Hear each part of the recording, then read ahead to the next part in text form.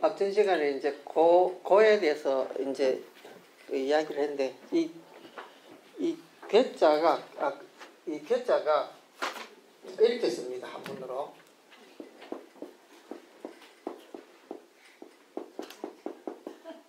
이렇게 씁니다. 무너질 괴자. 이 괴자가 좀 복잡하죠. 어쨌든 다 안 외우셔도 그냥 이게 무너질 괴자라고 생각하면 됩니다. 이게 흙이 이렇게 무너지듯이 무너진다 이렇게 생각하면 됩니다. 이제 인생에 있어서 이 생로병사도 큰 줄기의 고통이지만은 인간의 순간순간에는 이 괴로움이 이 괴고가 늘 도사리고 있다. 예를 들면은 학생들은 시험에 대한 괴고가 있을 것이고 직장인들은 직장에 대한 그 괴고가 있을 것이고 또 그렇지 않으면 노인들은 노인들 자신에 대한 이 괴고가 있을 것이고 모든 것이 이게 이 무너지는 고통이 있습니다. 그래서 고통은 끊임없이 파도처럼 또 오고 앞에 게 쓰러지면 뒤에 것이 또 오고 뒤에 것이 오는가 싶으면 또 뒤에 것이 따라오고 이렇게 해서 끝없이 연속되는 것이 바로 이 괴로움이다. 그래서 부처님께서는 인생 전체를 괴롭다라고 보셨다는 거죠. 그래서 이 불교의 가장 중요한 교리 중에 하나가 처음에 나오는 것이 이렇게 나오는 거죠. 못 먹어도 좋다. 인간은 그 다릅니다. 어쨌든 그 인생은 무조건 고니까 막 계속 가서 이 뜻은 됐죠. 죽을 때까지 가는 거니까. 어쨌든 고통입니다. 그 다음에 이제 이 고가 가장 중요한 교리의 첫 번째다 이야기했죠. 그 다음에 생각나는 게 뭡니까? 집이죠. 고집멸도. 예, 집. 이게 또 불교 교리에 있어서는 이 고 못지않게 이게 집이 또 아주 중요합니다. 왜 이 고통은 왜 일어나느냐? 이 이제 원인을 부처님께서 생각해 보세요. 고통의 원인은 뭘까? 생각해 보니까 이게 사물에 대한 여러 가지 자기의 집착에 대해서 집착하기 때문에 생긴 거다. 이런 결론을 도달하는 거예요. 예를 들면은 내가 내 인생에 대한 집착, 시험에 대한 집착, 또는 직업에 대한 집착, 아니면 늙음 같은 늙음에 대한 집착, 피부에 대한 집착. 이거 보톡스 맞아가지고 조금 팽팽해졌는데, 이거 몇 달 아니면 꺼지는데 또 맞아야 되나? 이런데, 이게 살갗에 대한 집착이 있는 거예요. 그러니까, 이 집착이 끊임이 없기 때문에 고통이 생긴다, 이거예요. 그래서 이거 발견한 거예요. 그러니까 이 집착 때문에 오는 여러 가지 이게 엄청나게 많다. 예를 들면 그냥 우리 같으면은 놔줄 것도 사람들은 집착하는 것 때문에 이제 이 고통이 발생한다. 예를 들면은 떠나가는 연인도 내가 그 연인에 대해서 집착하기 때문에 헤어지어야 되는 고통이 오는 거죠. 그 집착 안 하면 그래 갈 때는 가라 이러면 끝인데 그게 안 되는 거예요. 그냥. 그러니까 이게 집착하는 마음 때문에 이 고통이 생기는. 예를 들면 저 같은 경우는 가급적이면 이제 짐을 하나 두나 이제 방에서 없애려고 생각하고 가급적이면 필요 없는 건 없애려 합니다. 그런데도 물건이 생깁니다. 그러면은 이 물건을 내버릴 수는 없고 어떻게 처리하자니까 곤란하고 그에 대한 집착 이게 또 고민이 생깁니다. 근데 그 물건이 내가 딱히 집착하는 건 아닌데 내한테 온 거기 때문에 어떻게 함부로 처리할 수 없는 그것도 일종의 집착이겠죠. 그런 게 있는 거예요. 그러니까 이게 집착이라고 하는 것이 내가 꼭 좋다고 해서 의도적으로 해서 오는 것도 있지만은 안 그런 것도 집착이 생길 수가 있습니다. 그러니까 부처님께서 이 집착 때문에 비구들한테 한 이야기가 뭐냐면은 나무 밑에 3일 이상 머물지 마라 이렇게 이야기해요. 옛날에 스님네들은 집도 절도 없이 다녔거든요. 거의 이제 유행을 하는 시기니까 부처님 때는. 그러니까 비가 오면 비 맞고 그냥 노상에서 지내는 거라. 그러다가 나무가 잘 생긴 거 보면은 저 나무 밑에 들어가 있으면 너무 좋겠다. 그 나무 밑에 들어가 있으니까 여름에 인도 되게 덥잖아요. 근데 그늘 밑에서 누라이 일이 있으니까 좋고 비바람도 좀 막아주고 하니까 그 나무에 이렇게 의지해가지고 지냅니다. 근데 3일 정도 딱 있어 뭐냐면은 내 나무라는 생각이 드는 거예요. 다른 사람이 와서 딱 앉아있다. 딱 그 내 나무 밑에 왜 당신이 앉아있느냐. 이렇게 이야기하는 거죠. 지가 그거 산 것도 아니고 그 땅 뭐 그거 한 것도 아닌데 지가 3일 있었다고 해서 그 나무에 집착이 생긴 거라. 그래서 굴에도 이제 안거할 때 3개월 하고 거기서 떠나고 그 불에 대해서 집착하시지 마라 이렇게 나오거든요. 나무 밑에는 3일 이상 머물지 말아야 되습니다. 그리고 무덤가에도 참 많이 잤는데요. 무덤가에 바람이 좀 막아지니까 안 오네 했던 모양이라. 그럼 무덤과 무덤 사이에 이제 이렇게 자면은 그것도 한 3일 좀 자다 보면은 아 이건 내 무덤이다 생각이 드는 거예요. 그러면 누가 거기서 자고 있다 하면은 내 무덤 사이에 네가 왜 자느냐 이건 내 자리다 이렇게 이야기하는 거예요. 그래서 이것도 집착 때문에 오는 거라. 그 괴로운 거예요. 쫓아내려니까 괴로운 거잖아요. 그 쫓아내는 마음이 얼마나 아프겠습니까? 그때도 내 자리인데 이런 생각이 들어가 니 나가라 이라. 나가서 뭐 안 달라고 버티는 거예요. 이거 뭐 네가 샀나 이러면서. 그럼 서로 분쟁이 발생하겠죠. 괴로운 거라. 그러니까 집착하는 순간 이 고통이 생기는 거예요. 그래서 집착이야말로 이거는 고통을 만드는 원인이구나. 이 보시면 알았습니다. 그래서 집이라는 게 또 한 가지 더 의미가 있습니다. 쌓인다라는 뜻이 있습니다. 쌓인다. 이게 모을 집자잖아요. 이게 모을 집자. 이게 쌓인다는 거예요. 뭐가 쌓이느냐? 그런 생각들이 쌓여가지고 자꾸 쌓이가 고통을 만들어낸다는 거죠.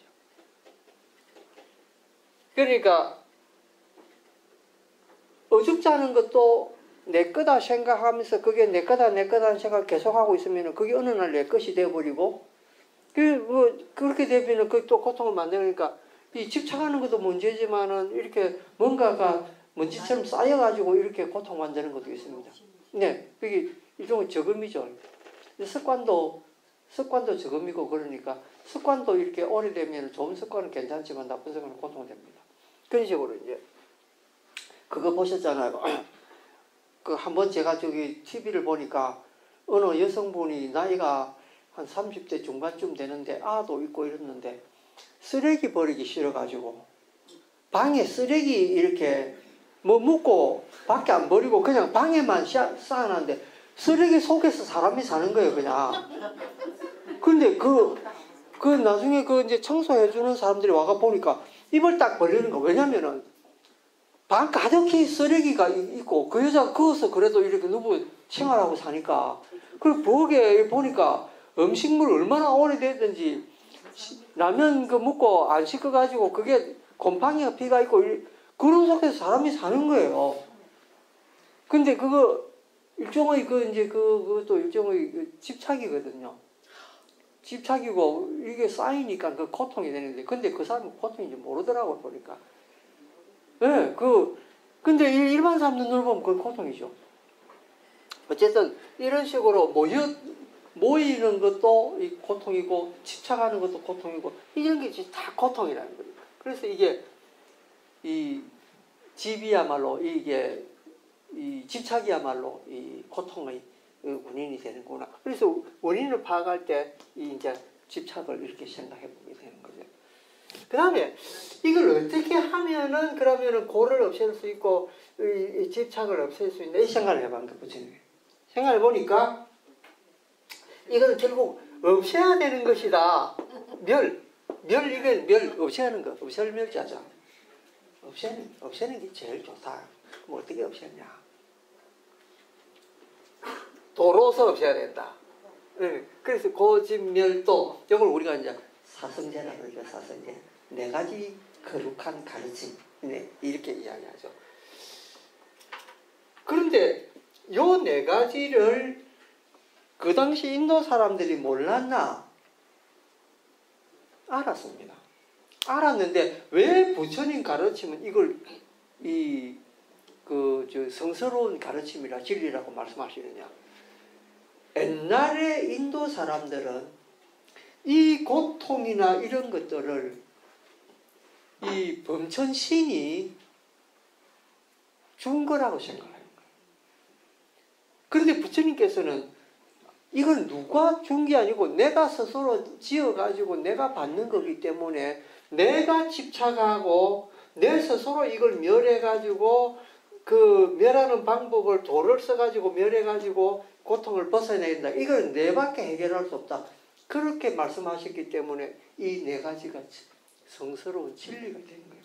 그러니까 그 당시 인도 사람들은 내가 집착하는 것도 브라만 신이 허락했기 때문에 집착하고 또 이제 이것 고통이 멸해지는 것도 범천신이 날 용서해줘야 멸하게 되는 거고 이래 생각을 한 거예요. 그러니까 그 옛날에 그 왜 그런 거 있잖아요. 저기 밀양이라고 하는 영화에 보면 그거 나오죠. 영화에 나오는 주인공이 전도연이라고 하는 이런 인물인데 그 인물이 이제 저기 자기 아들인가 딸인가 죽인 그 원수가 이제 원수를 죽인 감옥을 찾아갑니다. 그걸 찾아가니까 그 감옥에 나온 그 죄수가 뭐라냐면은 난 용서받았다 이라는 거예요. 그럼 무슨 용서받았냐 하니까 나는 이 감옥 속에서 저 기독교 믿고 구원받았다 하면서 나는 하나님한테 회개했으니까 용서 다 받은 거다 이라는 거예요. 그러니까 이제 이 전도연 씨가 막 외칩니다. 뭐라고 외치냐면은 죄는 내한테 지는데 왜 하나님한테 회개하느냐고. 내한테 회개해라. 내한테 용서를 구해라. 나는 어쩌고. 이렇게 외치는 부분이 있습니다. 근데 이 브라만 그 종교를 가진 사람도 똑같이 생각하는 거예요. 내가 죄를 짓으면 내가 브라만 신한테 잘하면 되는 거니까 뭐 관계 있나. 근데 보시기엔 그게 아닌 거라. 지가 지은 거는 지가 해결해야 되고 지가 만드는 문제는 지가 어떻게 풀어내야 된다. 이게 부처님 생각이에요. 그러니까 그 당시 인도 사상하고 완전히 다른 거예요. 그러니까 이 네 가지가 진리가 될 수밖에 없는 거예요.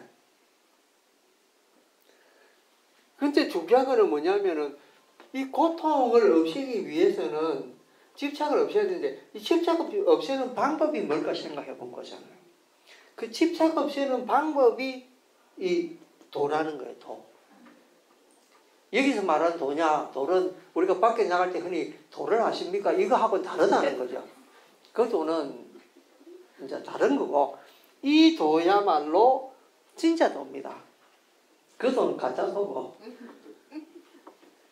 그래서 이 도야말로 이제 이 고통을 없애는 가장 지름길인데 우선 고통의 종류는 이 생로병사 이거 말고 제일 중요한 게 이게 인생 전반에 걸쳐 오는 계보락을 말씀드리죠.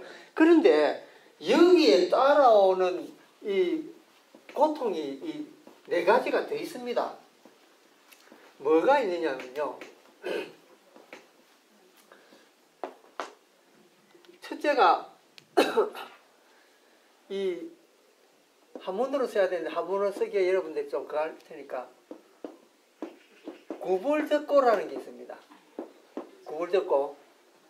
구불적고라는 게 뭐냐면요. 내가 저거를 꼭 구해야 되는데 너무 비싸서 못 구하든지 아니면 희귀해서 못 구하든지 능력이 없어서 못 구하든지 구할 수 없는 것. 이걸 구불적고라고 봅니다.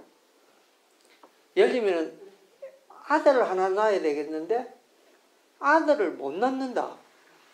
구하는데도 못 구했다. 이거잖아요. 그러니까 이건 구불적고에 속합니다. 그래 누구는 어디서 무슨 남편한테서 뭘 받았다더라. 근데 우리 정감은 그걸 해줄 수가 없다. 그 구불적고 구하고 싶은데 못 구하는 거잖아요. 그러니까 이런 것도 구불적고에 속합니다. 이게 인생에서 전반적으로 인생을 쭉 보면은 누구 집 아파트 평수가 제가 이사 갔다 하더라. 나는 그래 못한다. 구불적고거든. 누구는 승진해서 갔다 하던데 우리는 그래 못한다. 구불적고라. 그래 구불적고라는 거는 그 인생에 있어서 늘 이렇게 따라다니는 거예요. 이거 우리 주변에 많이 있습니다. 그 다음에 이제 에비엘리고가 있습니다. 에비엘리고. 에비엘리고는 뭐냐면 이 애자가 사랑의 자입니다. 별리라고 하는 게 별자가 이 달을 별자고 리자가 떨어질 리자인데 이 사랑에서 헤어지는 걸 이야기합니다. 뭐 여러분도 연애 시대 때 또 젊을 때 저기 혹시 이런 어떤 총각하고 헤어짐을 경험하실 수도 있지만 그때 가슴 찢어지는 그런 것도 에벨리고지만은 그 사랑하는 가족하고 죽음 때문에 헤어지는 것도 에벨리고가 되고 또 자식을 멀리 해외에 그 돈벌이 하러 유학을 보낼 때 그 헤어져야 되잖아요. 그때도 이게 에벨리고고 또 자식이 장성해가지고 장가시집 가가지고 다른 지역에 부모하고 같이 안 살 때 내하고 떨어져 살아야 된다. 그것도 에벨리고입니다. 그러니까 이 에벨리고는 우리가 늘 있으면 저분하고 가까이 있고 싶고 늘 같이 있고 싶은데 헤어져야 되는 거. 그 에벨리고입니다.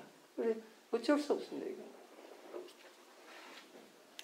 이러한 고통은 엄청나게 큽니다.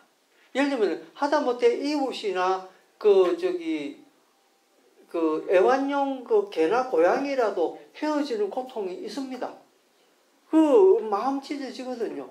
누구는 그 개 하나 줘가지고 49제 지내는 그런 분들도 있습니다. 얼마나 가슴 아프겠습니까? 자기 가족처럼 좋아하는 그런. 그러니까 에벨리고는 늘 있죠. 그 다음에 이 원정회고라는 게 있습니다. 원정회고. 원정회고가 뭐냐면요. 보기 싫은데 봐야 되는 고통이 있습니다. 우리가 이웃 간에 그런 거 특히 많습니다. 나를 모함하고 나를 안 좋아하는 사람인데 그 이웃까지 담장 하나 사이로 사니까 서로 매일 얼굴 봐야 되고 이 원수를 늘 얼굴 가까이 해야 되는 그런 원정회고 싫은데도 만나야 되고 그런 게 인간관계는 그렇습니다. 예를 들면은 심지어는 정당이 내가 투표한 그 사람이 다른데 그 사람이 맨날 텔레비전에 얼굴 나왔다. 아이 저 사람 보기 싫은데 그래도 봐야 되는 고통이 있습니다. 예, 이게 뭡니까? 원정회고입니다. 요새 세상에 옛날부터 다 합니다. 문 닫고 옛날에 지금 것이 요새 텔레비전 태면에 보기 싫은 얼굴 나오는 거 있거든요. 누가 뭐 해먹다 하더라 뭐라면 꼴 보기도 싫다 이러는데 텔레비전 딴 데도 나와요.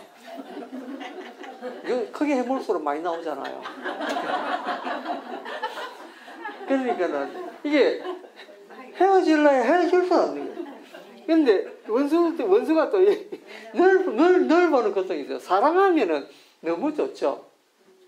그 나훈아 콘서트에 예매 그 건이 엄청 빨리 팔리고 심지어는 안표까지 나오고 그래가지고 나훈아 나와가 노래하는데 앞에 아줌마들이 쫙 앉아있는데 아줌마들이 여보! 이러면서 나훈아를 향해서 그랬다는 이야기 있잖아요. 유명합니다. 용필이 오빠는 날 더 난리잖아요. 50주년 그거를 하는데 어쨌든 간에 좋아하는 사람은 맨날 좋아하고 가슴속에 사진 품고 다니고 이렇게 하고 싶고 이게 결국 헤어져야 되는데 위티기는 반대라 이렇게 계속 나오고 하니까 어쨌든 이 고통들 우리한테 늘 있습니다. 또 하나 이제 그 오음 선고라는 게 있습니다.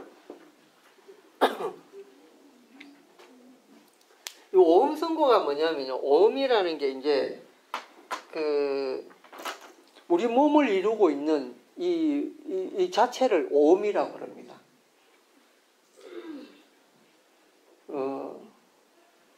이 몸이 너무 왕성해도 이 고통이 있다는 거예요. 그런 고통이 따릅니다. 너무 건강해도 문제가 있다. 예, 몸이 너무 왕성해도 문제가 있어요. 예를 들면은 그 자기에 대해서 교만하다든지 이런 것도 다 그 몸이 건강한 데서 생기는 거거든요. 몸이 조금 불실하면 겸손합니다. 근데 아주 건강한 사람들은 교만한 그런 경우가 많죠.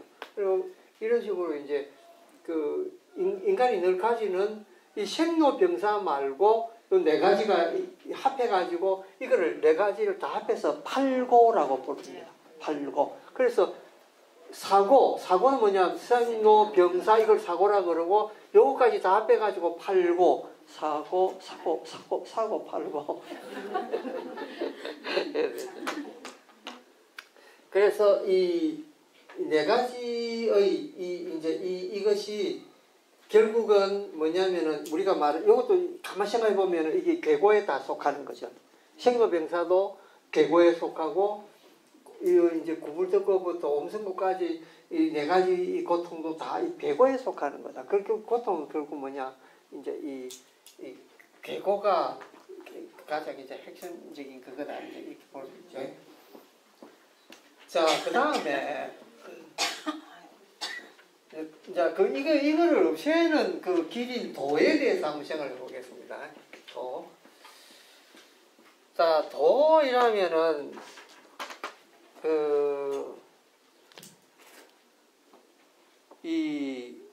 실제로는 부처님 법을 팔정도라고 이야기를 하긴 하는데, 도하고 이 중국 사람들 쓰는 도하고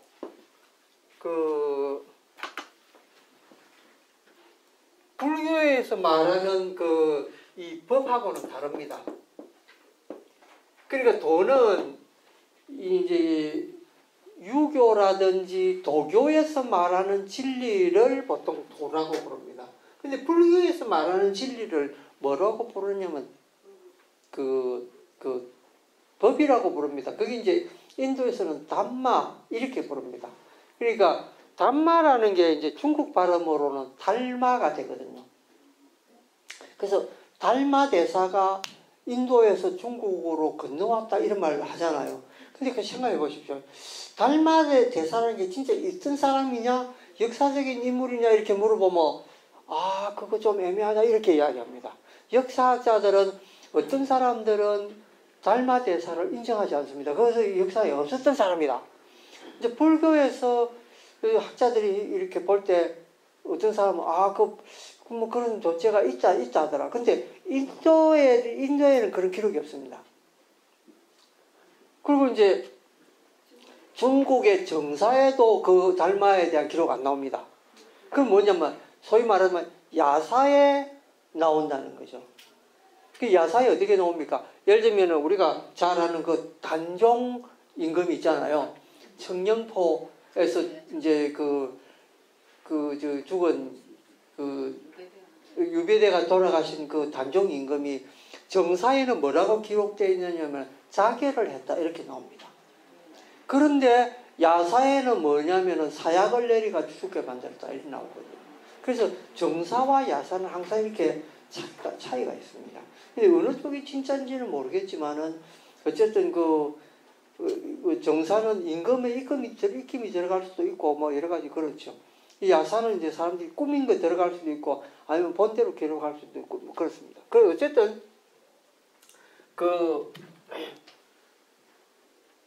이 도라고 하는 것은요, 이제 중국 사람들이 생각할 때 이거는 진리에 가까운데 사람들이 늘 다니는 길처럼 이런 것이 이 도가 아닐까 이렇게 생각을 해요.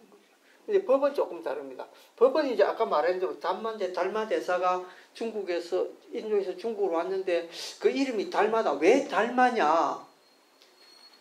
문자 그대로 법이라는 뜻이에요. 법이 인도에서 중국으로 건너왔다 이 뜻입니다. 그래서 그 사람이 건너왔다라는 그런 의미도 중요하겠지만 그보다는 그 달마라고 하는 이름을 가진 그 이유가 뭘까? 이걸 생각해 봐야 됩니다. 진리가 서쪽에서 동쪽으로 왔다는 뜻이구나. 그럼 영화에도 그런 말이 있죠. 달마가 서쪽에서 온 까닭은 이렇게 나오잖아요. 그게 있죠. 근데 우리가 생각할 때 달마는 사람이다 생각하니까 그 사람 왜 왔을까 이렇게 생각하는데 실제 그 달마라는 내용을 알고 보면 법이라는 그랬잖아요. 법이 왜 서쪽에서 한국으로 동쪽으로 왔을까? 그는 불교의 법이 서쪽에서 와서 동쪽에 와서 아주 흥해졌기 때문에 그렇게 와야 될 당위성이 있다 이렇게 보는 거예요. 그래서 달마는 사실은 사람이라기보다는 법이라고 보는 게 더 좋다랍니다. 그래서 달마대에서는 따라서 진실일 수도 있고 아닐 수도 있는데 그보다는 우리는 더 중요한 거는 그분이 가지고 온 법이 더 중요하다. 정말해서 그분이 가지고 온 달마가 더 중요하다 이 말이죠. 그래서 달마는 이 팔리어에서는 담마라고 부르고요. 산스크리트에서는 다르마라고 부릅니다. 그래서 글자가 조금 이렇게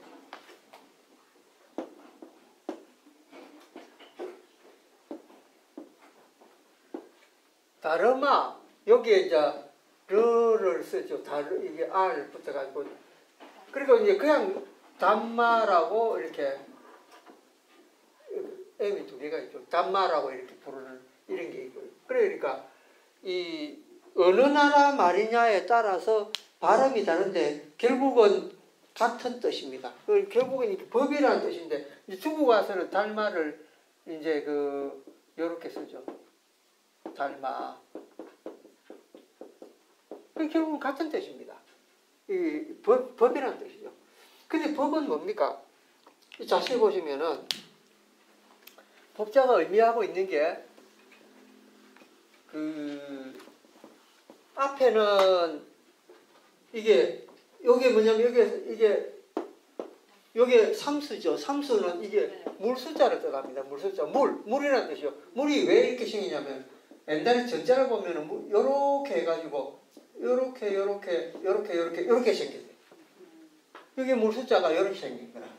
오래된 글자 보면 이게 뭐냐면 시냇물이 흐르는 것 같이 생겼잖아요. 그러니까 요게 변해가지고 이렇게 된 거라. 그런데 요게 나중에는 변해가지고 요렇게 변합니다. 그래서 요게 이제 물숫자가 이렇게 된 거구나. 이렇게 알 수 있죠. 그 다음에 옆에 있는 요자가 뭐냐면 이게 갈거자잖아요. 간다라는 거거든요.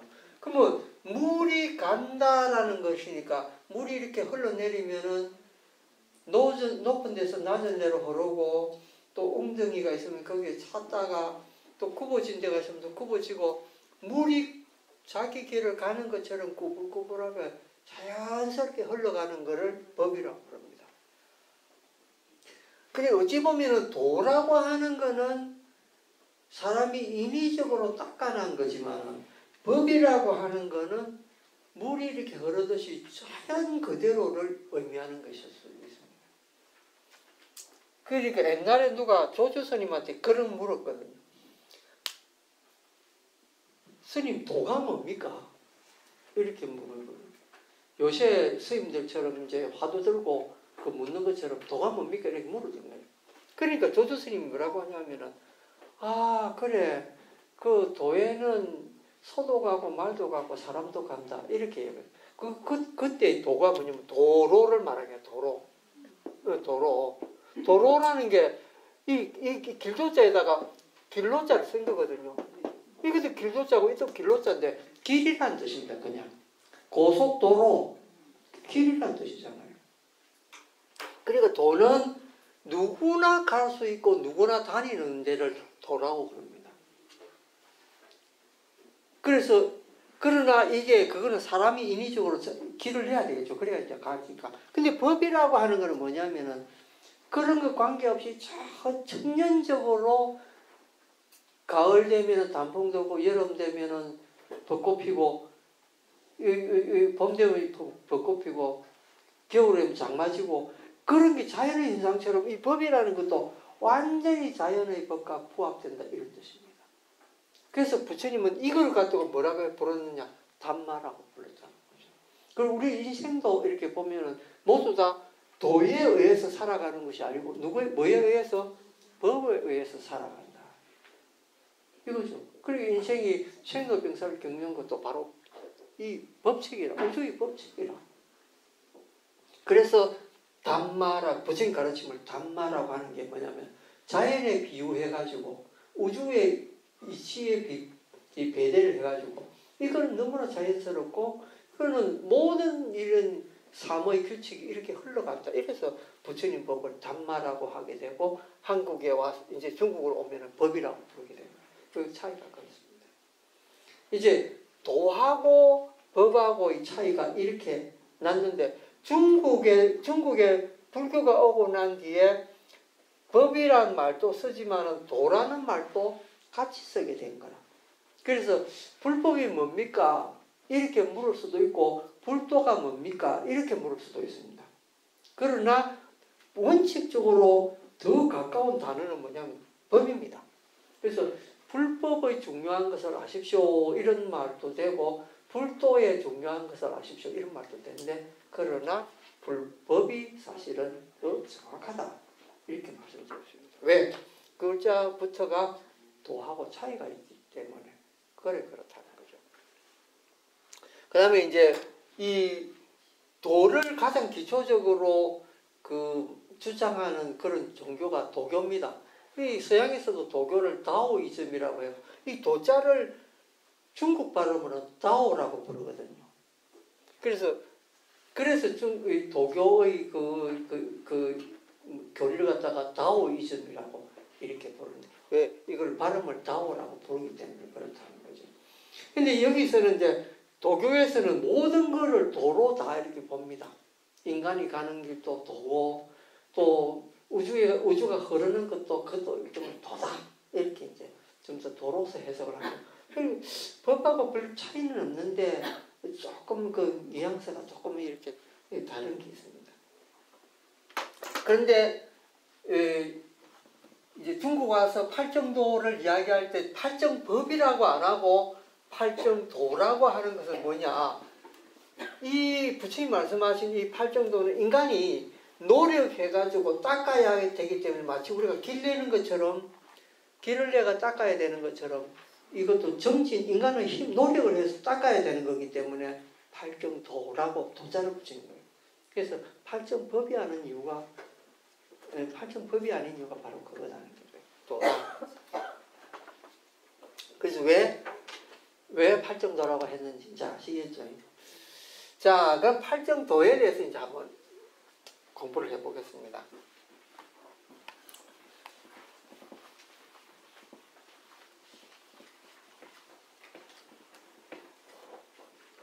팔정도는 우선 뭘 이제 앞에 그 전제를 붙이느냐면요.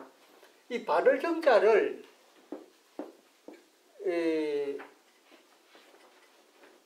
제일 먼저 이제 붙입니다.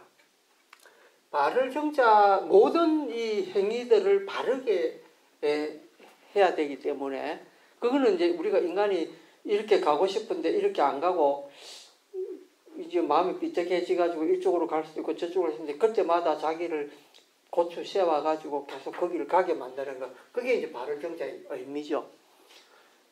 그래서 이 발을 정자가 8가지의 도 닦는 그 가운데서 늘 정자가 들어있습니다. 제일 첫째가 뭐냐면은 정견이라고 봅니다. 정견. 이 견자가 이 중요합니다. 이 견자가 바로 봐라는 그런 뜻인데 바로 보려면은 그 생각이 발라야 되고 이게 이 보는 이 안목이 발라야 됩니다. 그래서 그걸 우리 보통 이제 견해라고 부르는데 바른 견해 가지기는 정말 힘듭니다. 예를 들면은 수많은 사람들이 사실은 그 사견에 빠져가 있거든요. 사견이라고 하는 거는 정견하고 반대말이 사견입니다. 사견은 삿되다라는 뜻인데 이거는 바르지 않고 왜곡되어 있다 이런 뜻입니다. 사자. 네, 이렇게 씁니다. 이게 사견인데 요거는 이제 정견하고 반대말이죠. 이게 근데 세상 사람 많은 사람들이 사견을 가지고 삽니다. 부처님 때도 그 수많은 외도들이 사견을 가지고 있었죠. 그래서 그 바른 정견 가지기가 어려운데 이 정견이 뭐냐 이렇게 한마디로 물으면은 우선 고진멸도를 제대로 이해해라 이렇게 이야기합니다. 고진멸도를 제대로 이해를 해야 바른 견해가 생긴다.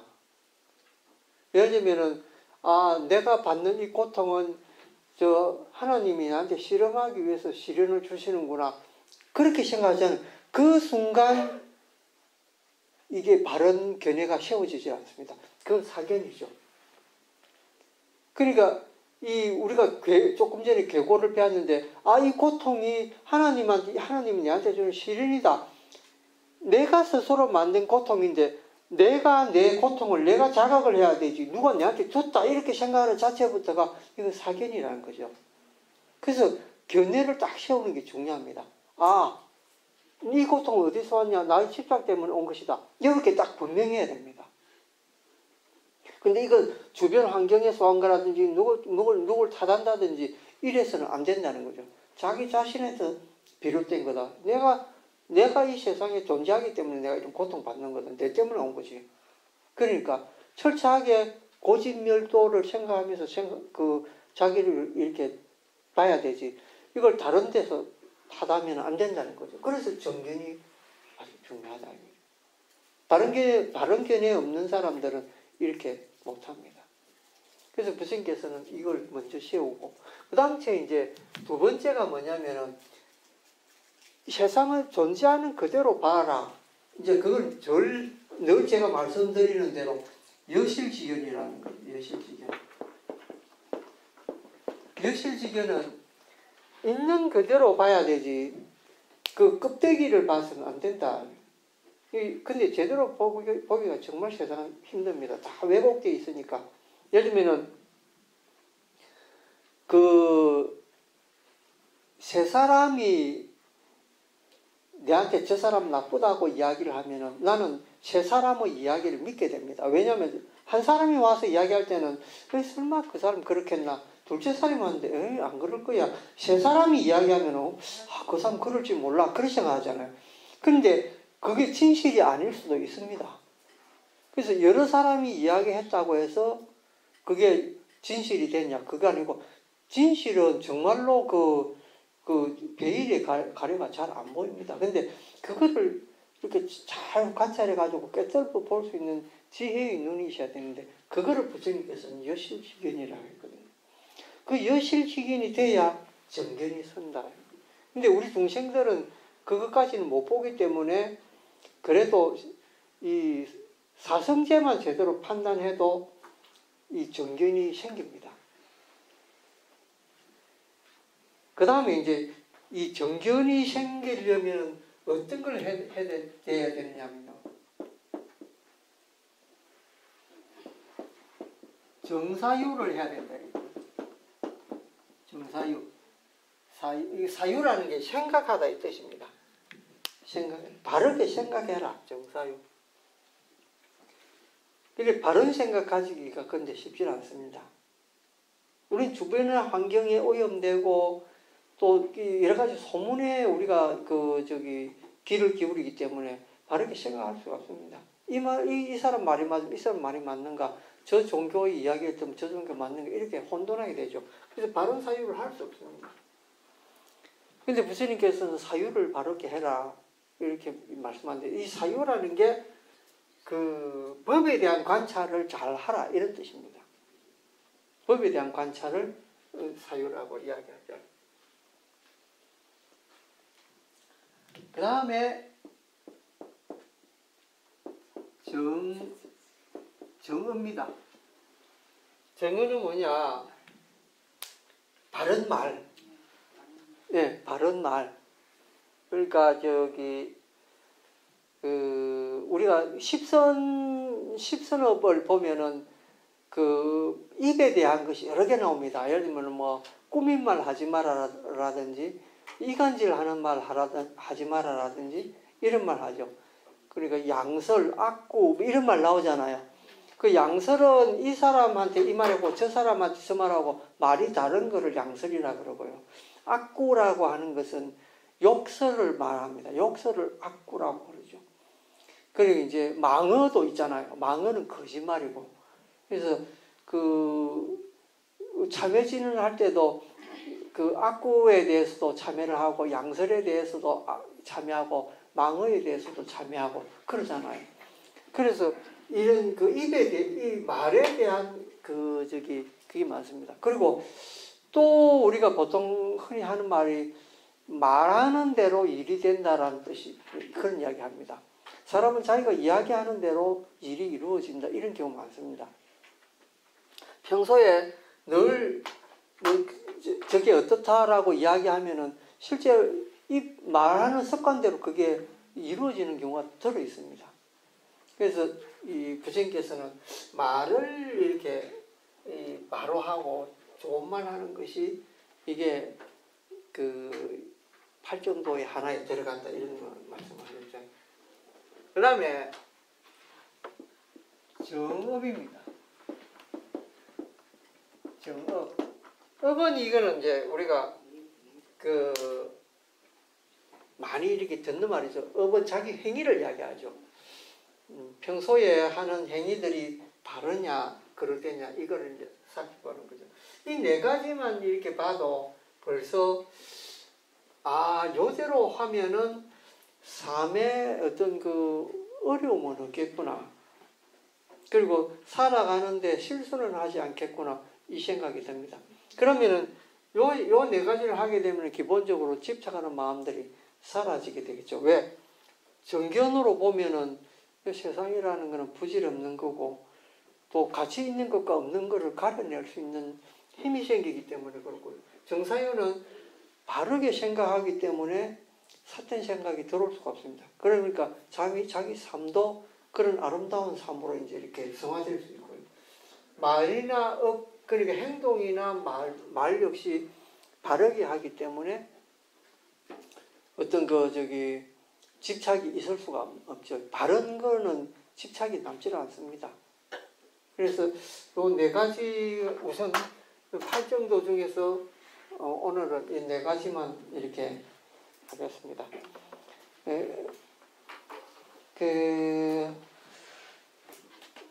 공부하는 길은 여러 가지가 있습니다. 근데 부처님이 말씀하신 공부가 가장 간단하면서도 가장 깊이가 있습니다. 왜냐하면은 높은 진리는 결코 복잡하지 않습니다. 단순합니다. 그런데 지금 사람들은 복잡한 거 좋아하고 어려운 거 그것이 심오한 거라고 생각하는 경우가 있습니다. 그러나 진리는 정말 간단한 데 있고 그 간단한 거를 추구해야 본질에 도달할 수 있습니다. 본질이라고 하는 것은 의외로 단순합니다. 그래서 부처님 가르침도 결코 어려운 것이 아닙니다. 내용 알고 보면은 아주 쉬운 것이 부처님 가르침인데 2500년을 내려오면서 발전에 발전을 거듭해가지고 쓸데없는 말들이 많이 늘어났기 때문에 오늘날 같이 이렇게 경전도 많아지고 불교가 어렵다 생각되거든요. 근데 불교야말로 너무나 간단하고 핵심적이면서도 그 속에 진리가 다 들어있습니다. 인생이라는 건 간단합니다. 결국은 이 번뇌 속에서 남들이 다 살아가는 그런 삶을 살아가야 되는데 그 속에서 어떻게 우리가 진리를 발견하고 그 진리 속에서 이 고를 떨쳐낼 수 있을까? 그게 부처님 고민한 거거든요. 우리가 고민하는 거하고 똑같습니다. 이 삶 속에서 우리 어떻게 좋은 늙음을 맞이하고 좋은 삶을 영위할까? 이거 부처님도 고민했던 거거든요. 근데 그 부처님이 그걸 발견해가지고 초기 경전에 다 써놨습니다. 그런데 스님들은 그 초기 경전을 믿지 않고 그거보다 더 좋은 거, 더 많은 거 없을까 하고 나중에 이제 대성경전까지도 발전하는데 대성경전에도 좋은 말 많이 있지만은 본래 핵심적인 말씀은 초기 경전 안에 다 들어있습니다. 그거 읽어보면은 간단한 건데 사람들은 아직까지도 헤매고 있습니다. 이제 저는 앞으로 이제 불교 교리를 본격적으로 시작했으니까 이제 그 부처님 근본적으로 말씀 교리들을 하나하나 우리가 파헤쳐가면서 이제 부처님 말씀하신 그 본질, 그거를 우리가 이제 탐구하면서 이게 불교의 핵심이구나 이렇게 이제 여러분이 느낄 수 있도록 그렇게 강의하려고 합니다.